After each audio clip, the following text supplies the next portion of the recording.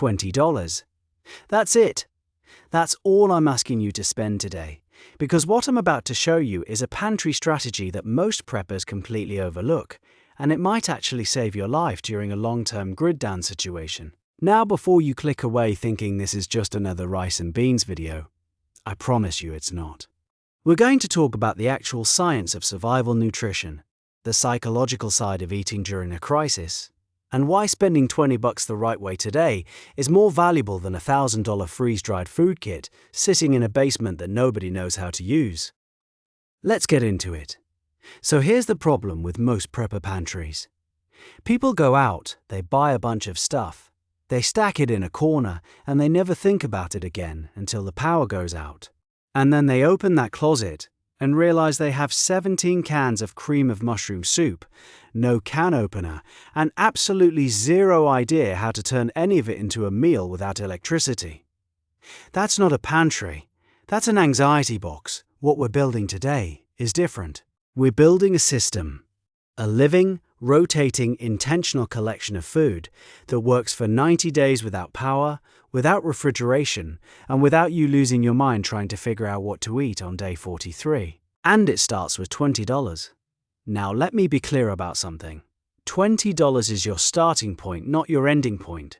The strategy I'm teaching you scales. You could do this with $50, $100, whatever you have, but the reason I'm starting at $20 is because I want to prove to you that you can begin right now, today, with whatever is in your wallet, and that excuses don't exist here.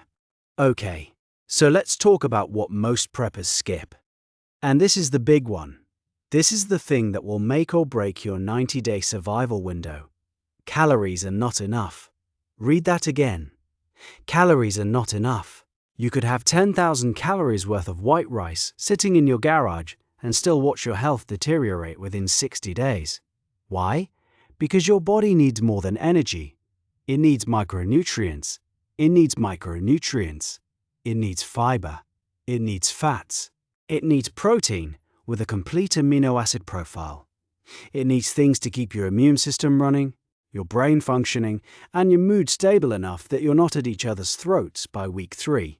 This is the nutritional blind spot of prepper culture, and it's a serious one. So when we build this $20 pantry, we're not just counting calories, we're building a nutritional baseline. A foundation that hits the major macros and at least some of the critical micronutrients your body is going to be screaming for during a high-stress situation. Here's what we're buying. First, a 2-pound bag of rolled oats, not quick oats, rolled oats.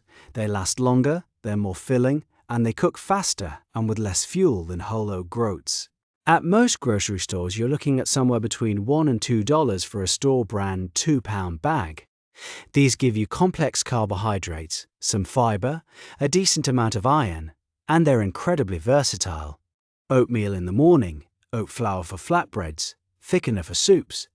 Oats pull a lot of weight in a survival kitchen. Second, a 2-pound bag of dried lentils. This is where most people go wrong because they grab the beans and forget that beans need to soak overnight and then cook for an hour or more. Lentils cook in 20 minutes with no soaking required. That difference in fuel consumption over 90 days is massive. Lentils are also one of the most nutritionally dense foods on the planet. High protein, high fiber, loaded with folate, iron and potassium. You're looking at about $2 for a 2-pound bag. Third, a canister of iodized salt, and I want to stress the iodized part. Plain salt won't cut it here. Iodine deficiency is something that can sneak up on you during a long-term situation when your diet gets restricted, and it causes serious thyroid problems. A basic canister of iodized salt is under $1, and it lasts basically forever. Get it? Fourth, a bottle of multivitamins. I know. Some people in the prepper community will tell you vitamins are a waste of money, and you should just eat real food. And they're right, in normal circumstances. But during a restricted caloric environment with limited food variety, a basic daily multivitamin is cheap insurance. A bottle of 100 generic store-brand multivitamins runs about $3 to $4 and gives you 3 months of basic micronutrient coverage. This alone might be the most important thing on this list. Fifth, a 2-pound bag of white rice. Yes, I know I just spent 5 minutes telling you that rice alone isn't enough. It isn't. But combined with lentils, you get something remarkable. Rice and lentils together form a complete protein. The amino acids that rice lacks, lentils have. The amino acids that lentils lack, rice has. Together they cover your full essential amino acid profile. This is one of the oldest food combinations in human history for exactly that reason. 2 pounds of store-brand white rice, about $1.50. Sixth, a jar of peanut butter. Now here's where your $20 starts doing some serious heavy lifting. Peanut butter is calorie-dense, it's high in healthy fats, it's got protein, it's got magnesium and vitamin E, and it requires absolutely zero cooking. It's also one of the few genuinely enjoyable foods you can eat during a crisis, which matters more than people realize. We'll talk about that in a second. A 16-ounce jar runs about $2 to $3. Seventh, a container of bouillon cubes or powdered bouillon. This one is cheap, under $2, and it is the secret weapon of survival cooking.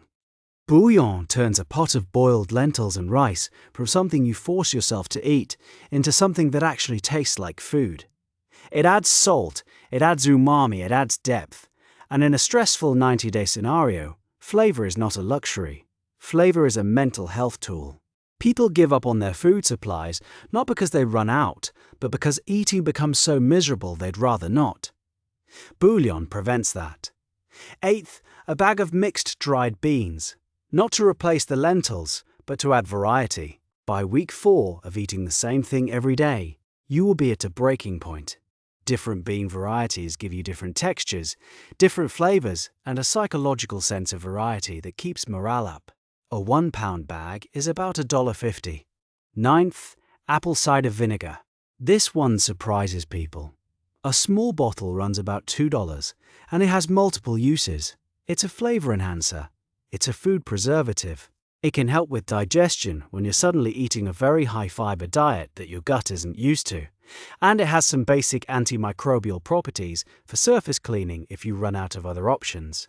It's one of the most versatile things in a survival pantry, and almost nobody includes it. And 10th, with whatever you have left, which should be around $2 to $3, you're getting sugar and a small amount of cooking oil. Sugar gives you quick energy, helps preserve other foods, and again, is a morale food. A little sweetness in a dark situation matters. The oil is critical because fat-soluble vitamins like A, D, E, and K cannot be absorbed by your body without dietary fat. If you're eating a very lean survival diet and you have no fat, you will develop deficiencies even if you're technically consuming those nutrients. That's your $20 foundation. Now, I want to talk about storage for a second, because this is where most people mess up even when they have the right food. The biggest enemies of shelf life are heat, light, moisture, and oxygen. Most people store their food in the garage or the basement, where temperatures fluctuate wildly. A pantry that hits 90 degrees in summer will have food that degrades 2 to 3 times faster than one that stays at 65. Store your food in the coolest, darkest, most stable temperature location in your home. Interior closets are often better than you'd think. For the dried goods, if you want to extend shelf life significantly, you're looking at oxygen absorbers and mylar bags. But that's an investment beyond this $20 budget. For now, just make sure everything is in airtight containers if possible, away from light and away from heat. Now here's the thing I really want you to sit with. The 90-day mark is significant. FEMA recommends 3 days of supplies. Most serious preppers talk about 2 weeks to a month, but 90 days, 3 months is the threshold where a real disruption, a major grid failure, a serious supply chain collapse, a regional disaster starts to become survivable rather than catastrophic.